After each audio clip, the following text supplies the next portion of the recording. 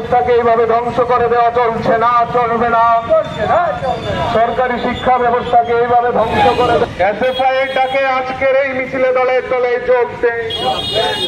সরকারি শিক্ষা ব্যবস্থাকে এইভাবে ধ্বংস করে দিচ্ছে কেন বিজেপি সরকার? জবাব চাই।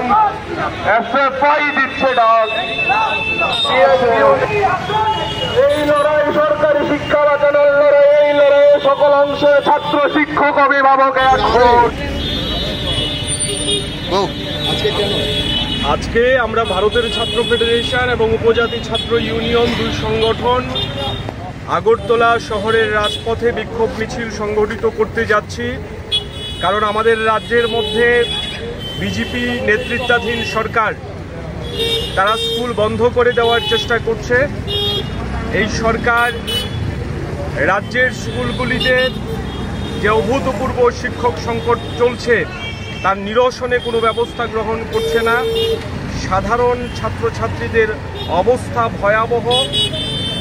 শিক্ষা ক্ষেত্রটা সামগ্রিকভাবে ধ্বংসের দিকে যাচ্ছে।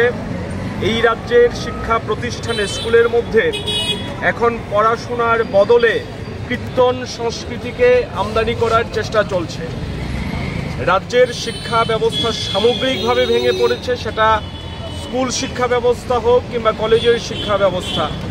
এই সমস্ত কিছুর বিরুদ্ধে এসএফআই টিএসইউ ধারাবাহিকভাবে লড়াই সংগঠিত করছে। আজকে আমরা আগরতলা শহরের রাজপথে ফের একবার নামছি এবং আমরা দাবি করছি রাজ্যে যেভাবে ছাত্রবিরোধী সিদ্ধান্ত নেওয়া হচ্ছে, স্কুল বন্ধ করা থেকে শুরু করে স্কুল ব্যবস্থাকে ভেঙে দেওয়ার মধ্য দিয়ে সমস্ত কিছুর বিরুদ্ধে সমস্ত জনগণকে এগিয়ে আসার আহ্বান জানিয়ে আমরা মিছিল সংগঠিত করব।